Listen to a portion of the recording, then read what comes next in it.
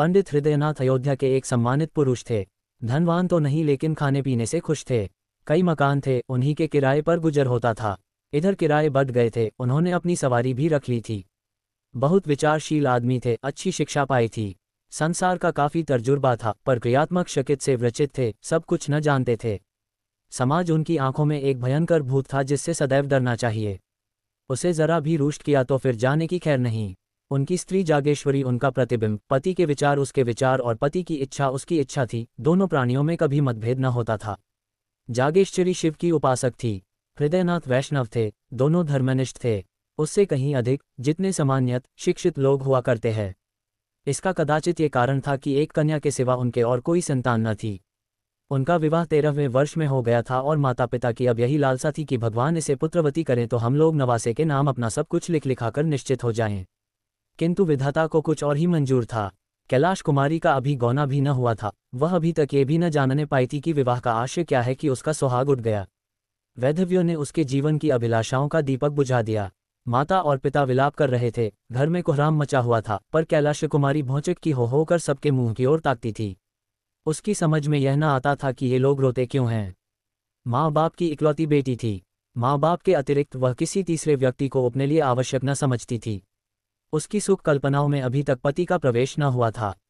वह समझती थी, स्त्रियां पति के मरने पर इसलिए राती है कि वह उनका और बच्चों का पालन करता है। मेरे घर में किस बात की कमी है, मुझे इसकी क्या चिंता है कि खाएंगे क्या, पहनेंगे क्या। मुझे जिस चीज़ की ज़रूरत होगी बाबूजी तुरंत ला देंगे, अम्मा से जो चीज़ मांगूंगी वह दे देंगी। फिर रोऊं क्यों। वह अपनी माँ को रोते देखती तो रोती, पति के शोक से नहीं, माँ के प्रेम से। कभी सोचती, शायद ये लोग इसलिए रोते हैं कि कहीं मैं कोई ऐसी चीज़ न मांग बैठूं जिसे वह दे न सकें। तो मैं ऐसी चीज़ मांगूंगी ही क्यों। मैं अब भी तो उनसे कुछ नहीं मांगती, वह आप ही मेरे लिए एक न एक चीज़ नित्य लाते रहते हैं।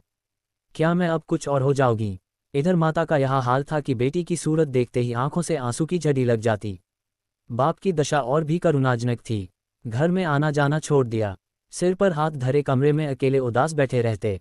उसे विशेष दुख इस बात का था कि सहेलियां भी अब उसके साथ खेलने न आती। उसने उनके घर लाने की माता से आज्ञा मांगी तो फूट फूट कर रोने लगी। माता पिता की ये दशा देखी तो उसने उनके सामने जाना छोड़ दिया, बैठी किस्से कहानियां पढ़ा करती। उसकी एकांतप्रियता का माँ बाप ने कुछ और ही अर्थ समझा। लड़की शोक के मारे घुली जाती है, इस वज्राघात ने उसके हृदय को टुकड़े टुकड़े कर डाला है। एक दिन हृदयनाथ ने जागेश्वरी से कहा, जी चाहता है घर छोड़कर कहीं भाग जाऊं। इसका कष्ट अब नहीं देखा जाता। जागेश्वरी, मेरी तो भगवान से यही प्रार्थना है कि मुझे संसार से उठा लें। कहाँ तक छाती पर पत्थर की सिल रखूं। हृदयनाथ, किसी भांति इसका मन बहलाना चाहिए जिसमें शोकमय विचार आने ही न पाएं। हम लोगों को दुखी और रोते देखकर उसका दुख और भी दारुण हो जाता है। जागेश्वरी, मेरी तो बुद्धि कुछ काम नहीं करती। हृदयनाथ, हम लोग यूं ही मातम करते रहे तो लड़नकी की जान पर बन जाएगी। अब कभी कभी थिएटर दिखा दिया, कभी घर में गाना बजाना करा दिया, इन बातों से उसका दिल बहलता रहेगा। जागेश्वरी, मैं तो उसे देखते ही रोपती हूँ, लेकिन अब जबत करूंगी। तुम्हारा विचार बहुत अच्छा है, बिना दिल बहलाव के उसका शोक न दूर होगा। हृदयनाथ, मैं भी अब उससे दिल बहलाने वाली बातें किया करूँगा। कल एक सैर भी लाऊंगा, अच्छे अच्छे दृश्य जमा करूँगा। ग्रामोफोन तो अजी मंगवाए देता हूँ, बस उसे हर वक्त किसी न किसी कात में लगाए रहना चाहिए। एकांतवास शोक ज्वाला के लिए समीर के समान है। उस दिन से जागेश्वरी ने कैलाश कुमारी के लिए विनोद और प्रमोद के समान लम्हा करने शुरू किए। कैलासी माँ के पास आती तो उसकी आंखों में आंसू की बूंदें न देखती, होठों पर हंसी की आभा दिखाई देती। वह मुस्करा कर कहती, बेटी आज थिएटर में बहुत अच्छा तमाशा होने वाला है, चलो देख आएं। कभी गंगा स्नान की ठहरती, वहाँ माँ बेटी किश्ती पर बैठकर नदी में जल विहार करती। कभी दोनों संध्या समय पाकई की ओर चली जाती। धीरे धीरे सहेलियां भी आने लगीं। कभी सब की सब बैठकर ताश खेलतीं, कभी गाती बजातीं। पंडित हृदयनाथ ने भी विनोद की सामग्रियां जुटाईं। कैलासी को देखते ही मग्न होकर बोलते, बेटी आओ तुम्हें आज कश्मीर के दृश्य दिखाऊं। कभी ग्रामोफोन बजाकर उसे सुनाते। कैलासी इन सैर सपाटों का खूब आनंद उठाती। अपने सुख से उसके दिन कभी न गुजरे थे। इस भांति 2 वर्ष बीत गए। कैलासी सैर तमाशे की इतनी आदी हो गई कि एक दिन भी थिएटर न जाती तो बेकल ससी होने लगती। मनोरंजन नवीनता का दास है और समानता का शत्रु। थिएटरों के बाद सिनेमा की सनक सवार हुई। सिनेमा के बाद मिसमैरिज्म और हिप्नोटिज्म के तमाशों की सनक सवार हुई। सिनेमा के बाद मिसमैरिज्म और हिप्नोटिज्म के तमाशों की। ग्रामोफोन के नए रिकॉर्ड आने लगे। संगीत का चस्का पड़ गया। बिरादरी में कहीं उत्सव होता तो माँ बेटी अवश्य से जाती। कैलासी नित्य इसी नशे में डूबी रहती, चलती तो कुछ गुनगुनती हुई, किसी से बातें करती तो वही थिएटर की और सिनेमा की। भौतिक संसार से अब कोई वास्ता न था, अब उसका निवास कल्पना संसार में था। दूसरे लोग की निवासिन होकर उसे प्राणियों से कोई सहानुभूति न रही, किसी के दुख पर जरा दया न आती। स्वभाव में उच्छृंखलता का विकास हुआ, अपनी सुरुचि पर गर्व करने लगी। सहेलियों से दीनगे मारती, यहाँ के लोग मूर्ख है, ये सिनेमा की कद्र क्या करेंगे, इसकी कद्र तो पश्चिम के लोग करते हैं। वहाँ मनोरंजन की सामग्रियाँ उतनी ही आवश्यक है जितनी हवा, जभी तो वे उतने प्रसन्नचित रहते हैं मानो किसी बात की चिंता ही नहीं। यहाँ किसी को इसका रस ही नहीं। जिन्हें भगवान ने सामर्थ्य भी दिया है वह भी सरंशाम से मुंह ढांक कर पड़े रहमे हैं। सहेलियाँ कैलासी की यह गर्वपूर्ण बातें सुनतीं और उसकी और भी प्रशंसा करतीं। वह उनका अपमान करने के आवेश में आप ही हास्यास्पद बन जाती थी। पड़ोसियों में इन सैर सपाटों की चर्चा होने लगी। लोक सम्मति किसी की रियायत नहीं करती। किसी ने सिर पर टोपी टेई रखी और पड़ोसियों की आंखों में खुबा कोई जरा अककर चला और पड़ोसियों ने आवाजें कसी।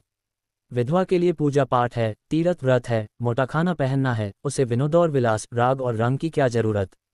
विधाता ने उसके द्वार बंद ही दिए हैं। लड़की प्यारी सही, लेकिन शर्म और हया भी कोई चीज़ होती है। जब माँ बाप ही उसे सिर चढ़ाए हुए है तो उसका क्या दोष। मगर एक दिन आंखें खुलेगी अवश्य। महिलाएं कहती, बाप तो मर्द है, लेकिन माँ कैसी है। उसको जरा भी विचार नहीं कि दुनिया क्या कहेगी। कुछ उन्हीं की एक दुलारी बेटी थोड़े ही है, इस भांतिमन बहाना अच्छा नहीं। कुछ दिनों तक तो ये खिचड़ी आपस में पकती रही। अंत को एक दिन कई महिलाओं ने जागेश्वरी के घर पदार्पण किया। जागेश्वरी ने उनका बड़ा आदर सत्कार किया। कुछ देर तक इधर उधर की बातें करने के बाद एक महिला बोली, महिलाएं रहस्य की बातें करने में बहुत अभ्यस्त होती है। बहन, तुम ही मजे में हो कि हंसी खुशी में दिन काट देती हो। हम उन तो दिन पहाड़ हो जाता है, न कोई काम न धंधा, कोई कहाँ तक बातें करें। दूसरी देवी ने आंखें मटकाते हुए कहा, अरे तो ये तो बदे की बात है। सभी के दिन हंसी खुशी से कटे तो रोए कौन। यहाँ तो सुबह से शाम तक चक्की चूल्हे से छुट्टी नहीं मिलती। किसी बच्चे को दस्त आ रहे तो किसी को ज्वर चढ़ा हुआ है, कोई मिठाइयों की रट कहा है तो कोई पैसों के लिए महानामत मचाए हुए है। दिन भर हाय हाय करते बीत जाता है। सारे दिन कठपुतलियों की भांति नाचती रहती हूँ। तीसरी रमणी ने इस कथन का रहस्यमय भाव से विरोध किया, बदे की बात नहीं, वैसा दिल चाहिए। तुम्हें तो कोई राजसिंहासन पर बिठा दे तब भी तस्कीन न होगी, तब और भी हाय हाय करोगी। इस पर एक वृद्धा ने कहा, नौ जैसा दिल, ये भी कोई दिल है कि घर में चाहे आग लग जाए, दुनिया में कितना ही उपहास हो रहा हो, लेकिन आदमी अपने राग रंग में मस्त रहे। वह दिल है कि पत्थर, हम गृहिणी कहलाती है, हमारा काम है अपनी गृहस्थी में रत रहना। आमोद प्रमोद में दिन काटना हमारा काम नहीं। और महिलाओं ने इन निर्दय व्यंग्य पर लज्जित होकर सिर झुका लिया। वे जागेश्वरी की चटुकियां लेना चाहती थीं। उसके साथ बिल्ली और चूहे की निर्दयी क्रीड़ा करना चाहती थीं। आहत को तड़पाना उनका उद्देश्य था। इस खुली हुई चोट ने उनके पर पीड़न प्रेम के लिए कोई गुंजाइश न छोड़ी, किंतु जागेश्वरी को ताना मिल गई। स्त्रियों के विदा होने के बाद उसने जाकर पति से यह सारी कथा सुनाई। हृदयनाथ उन पुरुषों में न थे जो प्रत्येक अवसर पर अपनी आत्मिक स्वाधीनता का स्वांग भरते हैं, हर धर्मी को आत्मस्वातंत्र्य के नाम से छिपाते हैं। वह सचिंत भाव से बोले, तो अब क्या होगा। जागेश्वरी, तुम ही कोई उपाय सोचो। हृदयनाथ, पड़ोसियों ने जो आक्षेप किया है वह सवर्था उचित है। कैलाश कुमारी के स्वभाव में मुझे एक सविचित्र अंतर दिखाई दे रहा है। मुझे स्वयं ज्ञात हो रहा है कि उसके मन बहलाव के लिए हम लोगों ने जो उपाय निकाला है वह मुनासिब नहीं है। उनका ये कथन सत्य है कि विधवाओं के लिए आमोद प्रमोद वर्जित है। अब हमें ये परिपाटी छोड़नी पड़ेगी। जागेश्वरी, लेकिन कैलासी तो अनखेल तमाशों के बिना एक दिन भी नहीं रह सकती। हृदयनाथ, उसकी मनोवृत्तियों को बदलना पड़ेगा। 3 शनै यह विलोसोन्माद शांत होने लगा। वासना का तिरस्कार किया जाने लगा। पंडित जी संध्या समय ग्रामोफोन न बजाकर कोई धर्मग्रंथ सुनते। स्वाध्याय संसम उपासना में माँ बेटी रत रहने लगीं।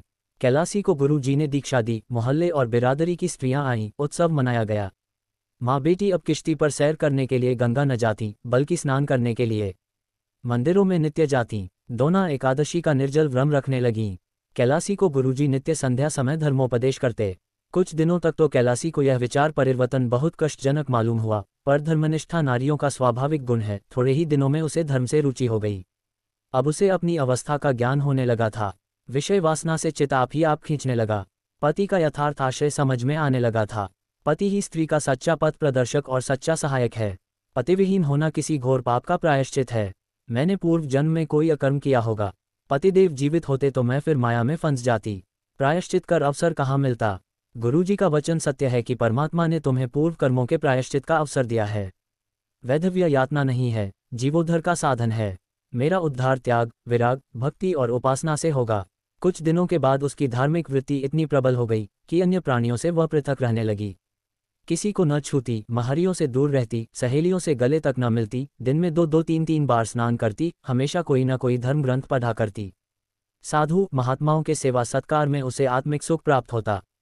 जहाँ किसी महात्मा के आने की खबर पाती, उनके दर्शनों के लिए कवकल हो जाती। उनकी अमृतवाणी सुनने से जीना भरता। मन संसार से विरक्त होने लगा। तल्लीनता की अवस्था प्राप्त हो गई। घंटों ध्यान और चिंतन में मग्न रहती। सामाजिक बंधनों से घृण हो गई। घंटों ध्यान और चिंतन में मग्न रहती। हृदय स्वाधीनता के लिए लालायित हो गया। यहाँ तक कि 3 ही वर्षों में उसने संन्यास ग्रहण करने का निश्चय कर लिया। माँ बाप को ये समाचार ज्ञात हुआ था होश उठ गए। माँ बोली, बेटी अभी तुम्हारी उम्र ही क्या है कि तुम ऐसी बातें सोचती हो। कैलाश कुमारी, माया मोह से जितनी जल्द निवृत्ति हो जाए उतना ही अच्छा। हृदयनाथ, क्या अपने घर में रहकर माया मोह से मुक्त नहीं हो सकती हो? माया मोह का स्थान मन है, घर नहीं। जागेश्वरी, कितनी बदनामी होगी। कैलाश कुमारी, अपने को भगवान के चरणों पर अर्पण कर चुकी तो बदनामी क्या चिंता। जागेश्वरी, बेटी तुम्हें न हो, हमको तो है। हमें तो तुम्हारा ही सहारा है। तुमने जो संन्यास लिया तो हम किस आधार पर जिएंगे। कैलाश कुमारी, परमात्मा ही सबका आधार है। किसी दूसरे प्राणी का आश्रय लेना भूल है। दूसरे दिन ये बात मोहल्ले वालों के कानों में पहुंच गई। जब कोई अवस्था असाध्य हो जाती है तो हम उस पर व्यंग करने लगते हैं। ये तो होना ही था। नई बात क्या हुई? लड़कियों को इस तरह स्वच्छंद नहीं कर दिया जाता। फूले न समाते थे कि लड़की ने कुल का नाम उज्ज्वल कर दिया। पुराण पति है, उपनिषद और वेदांत का पाठ करती है, धार्मिक समस्याओं पर ऐसी ऐसी दलीलें करती है कि बड़े बड़े विद्वानों की जबान बंद हो जाती है, तो अब क्यों पछताते हैं। भद्र पुरुषों में कई दिनों तक यही आलोचना आती रही। लेकिन जैसे अपने बच्चे के दौते दौते धम से गिर पड़ने पर हम पहले क्रोध के आवेश में उसे झिकियां सुनाते हैं, इसके बाद गोद में बिठाकर आंसू पोंछते और फुसलाने का लगते हैं, उसी तरह इन भद्र पुरुषों ने यज्ञ के बाद इस गुत्थी के सुझाने का उपाय सोचना शुरू किया। कई सज्जन हृदयनाथ के पास आए और सिर झुकाकर बैठ गए। विषय का आरंभ कैसे हो? कई मिनट के बाद एक सज्जन ने कहा, सुना है डॉक्टर गौड़ का प्रस्ताव आज बहुमत से स्वीकृत हो गया। दूसरे महाशय बोले, ये लोग हिंदू धर्म का सर्वनाश करके छोड़ेंगे। कोई क्या करेगा जब हमारे साधु महात्मा हिंदू जाति के स्तंभ है, इतने पतित हो गए हैं कि भोली भली युवतियों को बहकाने में संकोच नहीं करते, तो सर्वनाश होने में रह ही क्या गया। हृदयनाथ, यह विपत्ति तो मेरे सिर ही पड़ी हुई है। आप लोगों को तो मालूम होगा। पहले महाशय, आप ही के सिर क्यों, हम सभी के सिर पड़ी हुई है। दूसरों महाशय, समस्त जाति के सिर कहिए। हृदयनाथ, उद्धार का कोई उपाय सोचिए। पहले महाशय, अपने समझाया नहीं। हृदयनाथ, समझा के हार गया, कुछ सुनती ही नहीं। तीसरे महाशय, पहले ही भूल हुई, उसे इस रास्ते पर उतरना ही नहीं चाहिए था। पहले महाशय, उस पर पछताने से क्या होगा। सिर पर जो पड़ी है उसका उपाय सोचना चाहिए। आपने समाचार पत्रों में देखा होगा, कुछ लोगों की सलाह है कि विधवाओं से अध्यापकों का काम लेना चाहिए। यद्यपि मैं इसे भी बहुत अच्छा नहीं समझता, पर सन्यासिनी बनने से तो कहीं अच्छा है। लड़की अपनी आंखों के सामने तो रहेगी। अभिप्राय केवल यही है कि कोई ऐसा काम होना चाहिए जिसमें लड़की का मन लगे। किसी अवलंब के बिना मनुष्य को भटक जाने की शंका सदैव बनी रहती है। जिस घर में कोई नहीं रहता उसमें चमगादड़ बसेरा कर लेते हैं। दूसरे महाशय, सलाह तो अच्छी है। मोहल्ले की 10-5 कन्याएं पढ़ने के लिए बुला ली जाएं। उन्हें किताबें, गुड़ियां आदि इनाम मिलता रहे तो बड़े शौक से आएंगी। लड़की का मन तो लग जाएगा। हृदयनाथ, देखना चाहिए, भरसक समझाओगा। ज्यों ही ये लोग विदा हुए, हृदयनाथ ने कैलाश कुमारी के सामने ये तजवीज पेश की। कैलासी को शून्यस्त के उच्च पद के सामने अध्यापिका बनना अपमानजनक जान पड़ता था। कहाँ वह महात्माओं का सत्संग, वह पर्वतों की गुफा, वह सुरम्य प्राकृतिक दृश्य, वह हिमराशि की ज्ञानमय ज्योति, वह मानसरोवर और कैलाश की शुभ्र छटा, वह आत्मदर्शन की विशाल कल्पनाएं, और कहाँ बालिकाओं को चिड़ियों की भांति पाना। लेकिन हृदयनाथ कई दिनों तक लगातार सेवा धर्म का महात्म्य उसके हृदय पर अंकित करते रहे। सेवा ही वास्तविक संन्यास है। सन्यासी केवल अपनी मुक्ति का इच्छुक होता है, सेवा व्रतधरी अपने को परमार्थ की वेदी पर बलि दे देता है। इसका गौरव कहीं अधिक है। देखो, ऋषियों में दधीची का जो यश है, हरिश्चंद्र की जो कीर्ति है, सेवा त्याग है, आदि। उन्होंने इस कथन की उपनिषदों और वेदमंत्रों से पुष्टि की, यहाँ तक कि धीरे धीरे कैलासी के विचारों में परिवर्तन होने लगा। पंडित जी ने मोहल्ले वालों की लड़कियों को एकत्र किया। पाठशाला का जन्म हो गया। नाना प्रकार के चित्र और खिलौने मंगाए। पंडित जी स्वयं कैलाश कुमारी के साथ लड़कियों को पाते। कन्याएं शौक से आती, उन्हें यहाँ की पाई खेल मालूम होता। थोड़े ही दिनों में पाठशाला की धूम हो गई। अन्य मोहल्लों की कन्याएं भी आने लगीं। 4. कैलाश कुमारी की सेवा प्रवृत्ति दिनों दिन तीव्र होने लगी। दिन भर लड़कियों को लिए रहती, कभी पढ़ाती, कभी उनके साथ खेलती, कभी सीना पिरोना सिखाती। पाठशाला ने परिवार का रूप धारण कर लिया। कोई लड़की बीमार हो जाती तो तुरंत उसके घर जाती, उसकी सेवा शुश्रूषा करती, गाकर या कहानियां सुनाकर उसका दिल बहलाती। पाठशाला को खुले हुए साल भर हुआ था। एक लड़की को, जिससे वह बहुत प्रेम करती थी, चेचक निकल आई। कैलासी उसे देखने गई। माँ बाप ने बहुत मना किया, पर उसने न माना। कहा, तुरंत लौट आऊंगी। लड़की की हालत खराब थी। कहाँ तो रोते रोते तालू सूखता था, कहाँ कैलासी को देखते ही सारे कष्ट भाग गए। कैलासी 1 घंटे तक वहां रही। लड़की बराबर उससे बातें करती रही, लेकिन जब वह चलने को उठी तो लड़की ने रोना शुरू कर दिया। कैलासी मजबूर होकर बैठ गई। थोड़ी देर बाद वह फिर उठी तो फिर लड़की की ये दशा हो गई। लड़की उसे किसी तरह छोड़ती ही न थी। सारा दिन गुजर गया, रात को लड़की ने जाने न दिया। हृदयनाथ उसे बुलाने को बार बार आदमी भेजते, पर वह लड़की को छोड़कर न जा सकती। उसे ऐसी शंका होती थी कि मैं यहाँ से चली और लड़की हाथ से गई। उसकी माँ विमाता थी, इससे कैलासी को उसके ममत्व पर विश्वास न होता था। इस प्रकार 3 दिनों तक वह वहाँ रही। 8 पहर बालिका के सिरहाने बैठी पंखा झलती रहती। बहुत थक जाती तो दीवार से पीठ टेक लेती। चौथे दिन लड़की की हालत कुछ संभलती हुई मालूम हुई तो वह अपने घर आई, मगर अभी स्नान भी न करने पाई थी कि आदमी पहुंचा। जल्द चलिए, लड़की रो रोकर जान दे रही है। हृदयनाथ ने कहा, कह दो अस्पताल से कोई नर्स बुला लें। कैलसे कुमारी दादा, आप व्यर्थ में जुझलाते हैं। उस बेचारी की जान बच जाए, मैं 3 दिन नहीं 3 महीने उसकी सेवा करने को तैयार हूँ। आखिर ये देह किस काम आएगी। हृदयनाथ, तो कन्याएं कैसे पड़ेगी। कैलासी, 2-1 दिन में वह अच्छी हो जाएगी। दाने मुरझाने लगे हैं, तब तक आप लड़ा इन लड़कियों की देखभाल करते रहिएगा। हृदयनाथ, ये बीमारी छूत फैलाती है। कैलासी हंसकर, मर जाऊंगी तो आपके सिर से एक विपत्ति टल जाएगी। ये कहकर उसने उधर की राह ली। भोजन की थाली परसी रह गई। तब हृदयनाथ ने जागेश्वरी से कहा, जान पड़ता है, बहुत जल्द ये पाठशाला भी बंद करनी पड़ेगी। जागेश्वरी, बिना मांझी के नाव पार लगाना बहुत कठिन है। जिधर हवा पाती है उधर बह जाती है।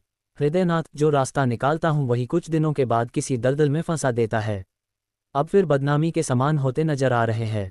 लोग कहेंगे, लड़की दूसरों के घर जाती है और कई कई दिन पड़ी रहती है। क्या करूं, कह दूं, लड़कियों को ना पाया करो। जागेश्वरी, इसके सिवा और हो क्या सकता है। कैलाश कुमारी 2 दिन बाद लौटी तो हृदयनाथ ने पाठशाला बंद कर देने की समस्या उसके सामने रखी। कैलासी ने तीव्र स्वर से कहा, अगर आपको बदनामी का इतना भय है तो मुझे विष दे दीजिए। इसके सिवा बदनामी से बचने का और कोई उपाय नहीं है। हृदयनाथ, बेटी संसार में रहकर तो संसार किसी करनी पड़ेगी। कैलासी, तो कुछ मालूम भी तो हो कि संसार मुझसे क्या चाहता है। मुझ में जीव है, चेतना है, जड़ क्यों कर बन जाओ। मुझसे यह नहीं हो सकता कि अपने को अभागन, दुखिया समझूं और एक टुकड़ा रोटी खाकर पड़ी रहूं। ऐसा क्यों करूं। संसार मुझे जो चाहे समझे, मैं अपने को अभागिनी नहीं समझती। मैं अपने आत्मसम्मान की रक्षा आप कर सकती हूँ। मैं इसे घोर अपमान समझती हूँ कि पग पग पर मुझ पर शंका की जाए, नित्य कोई चरवाहों की भांति मेरे पीछे लाठी लिए घूमता रहे कि किसी खेत में न जाने बूढ़ू। ये दशा मेरे लिए असह्य है। ये कहकर कैलाश कुमारी वहां से चली गई कि कहीं मुंह से अनर्गल शब्द न निकल पाए। इधर कुछ दिनों से उसे अपनी बेकसी का यथार्थ ज्ञान होने लगा था। स्त्री पुरुष की कितनी अधीन है। मानो स्त्री को विधाता ने इसलिए बनाया है कि पुरुषों के अधीन रहे, सोचकर वह समाज के अत्याचार पर दांत पीसने लगती थी। पाठशाला तो दूसरे दिन बंद हो गई, किंतु उसी दिन कैलाश कुमारी को पुरुषों से जलन होने लगी। जिस सुख भोग से प्रारब्ध हमें वंचित कर देता है उससे हमें द्वेष हो जाता है। गरीब आदमी इसीलिए तो अमीरों से जलता है और धन की निंदा करता है। कैलाशी बार बार झुंझलाती कि स्त्री क्यों पुरुष पर इतनी अवलंबित है। पुरुष क्यों स्त्री के भाग्य का विधायक है। स्त्री क्यों नित्य पुरुषों का आश्रय चाहे, उनका मुंह ताके। इसलिए न कि स्त्रियों में अभिमान नहीं है, आत्मसम्मान नहीं है। नारी हृदय के कोमल भाव उसे कुत्ते का दुम हिलाना मालूम होने लगे। प्रेम कैसा, ये सब ढोंग है। स्त्री पुरुष के अधीन है, उसकी खुशमद न करे, सेवा न करे तो उसका निर्वाह कैसे हो। एक दिन उसने अपने बाल गूंथे और जूड़े में एक गुलाब का फूल लगा लिया। माँ ने देखा तो ओठ से जीभ दबा ली। महरियों ने छाती पर हाथ रखे। इसी तरह एक दिन उसने रंगीन रेशमी साड़ी पहन ली। पड़ोसिनों में इस पर खूब आलोचनाएं हुई। उसने एकादशी का व्रत रखना छोड़ दिया जो पिछले 8 वर्षों से रखमी आई थी। कंघी और आईने को वह अब त्याज्य न समझती थी। सहालक के दिन आए, नित्य प्रति उसके द्वार पर से बारातें निकलतीं। मोहल्ले की स्त्रियां अपनी अटारियों पर खड़ी होकर देखती। वर के रंग रूप आकर प्रकार पर टिकाएं होती। जागेश्वरी से भी बिना एक आग देखे रहा न जाता। लेकिन कैलाश कुमारी कभी भूलकर भी इन जालूसों को न देखती। कोई बारात या विवाह की बात चलाता तो वह मुंह फेर लेती। उसकी दृष्टि में वह विवाह नहीं, भोली भाली कन्याओं का शिकार था। बारातों को वह शिकारियों के कुत्ते समझती। यह विवाह नहीं बलिदान है। 5 तीज का व्रत आया। घरों की सफाई होने लगी। रमणियां इस व्रत को तैयारियां करने लगीं। जागेश्वरी ने भी व्रत का सामान किया। नई नई साड़ियां मंगवाईं। कैलाश कुमारी के ससुराल से इस अवसर पर कपड़े, मिठाइयां और खिलौने आया करते थे। अब की भी आए। यह विवाहिता स्त्रियों का व्रत है। इसका फल है पति का कल्याण। विधवाएं भी इस व्रत का यथेचित रीति से पालन करती है। तिसे उनका संबंध शारीरिक नहीं वरन आध्यात्मिक होता है। उसका इस जीवन के साथ अंत नहीं होता, अनंत काल तक जीवित रहता है। कैलाश कुमारी अब तक ये व्रत रखती आई थी। अब उसने निश्चय किया मैं व्रत न रखूंगी। माँ ने तो माथा ठोंक लिया। बोली बेटी, यह व्रत रखना धर्म है। कैलाश कुमारी पुरुष भी स्त्रियों के लिए कोई व्रत रखते हैं। जागेश्वरी मर्दों में इसकी प्रथा नहीं है। कैलाश कुमारी इसलिए न कि पुरुषों की जान उतनी प्यारी नहीं होती जितनी स्त्रियों को पुरुषों की जान। जागेश्वरी स्त्रियां पुरुषों की बराबरी कैसे कर सकती हैं? उनका तो धर्म है अपने पुरुष की सेवा करना। कैलाश कुमारी मैं अपना धर्म नहीं समझती। मेरे लिए अपनी आत्मा की रक्षा के सिवा और कोई धर्म नहीं। जागेश्वरी बेटी गजब हो जाएगा, दुनिया क्या कहेगी? कैलाश कुमारी फिर वही दुनिया। अपनी आत्मा के सिवा मुझे किसी का भय नहीं। हृदयनाथ ने जागेश्वरी से यह बातें सुनी तो चिंता सागर में डूब गए। इन बातों का क्या आशय? क्या आत्मसम्मान को भाव जागृत हुआ है या नैराश्य की क्रूर क्रीड़ा है? धनहीन प्राणी को जब कष्ट निवारण का कोई उपाय नहीं रह जाता तो वह लज्जा को त्याग देता है। निस्संदेह नैराश्य ने ये भीषण रूप धारण किया है। सामान्य दशाओं में नैराश्य अपने यथार्थ रूप में आता है, पर गर्वशील प्राणियों में वह परिमार्जित रूप ग्रहण कर लेता है। यहाँ पर हृदयगत कोमल भावों को अपहरण कर लेता है, चरित्र में अस्वाभाविक विकास उत्पन्न कर देता है। मनुष्य लोक लाज उपवासे और उपहास की ओर से उदासीन हो जाता है, नैतिक बंधन टूट जाते हैं। ये नैराश्य की अतन्म अवस्था है। हृदयनाथ इन्हीं विचारों में मग्न थे कि जागेश्वरी ने कहा अब क्या करना होगा? जागेश्वरी कोई उपाय है? हृदयनाथ बस एक ही उपाय है, पर उसे जबान पर नहीं ला सकता।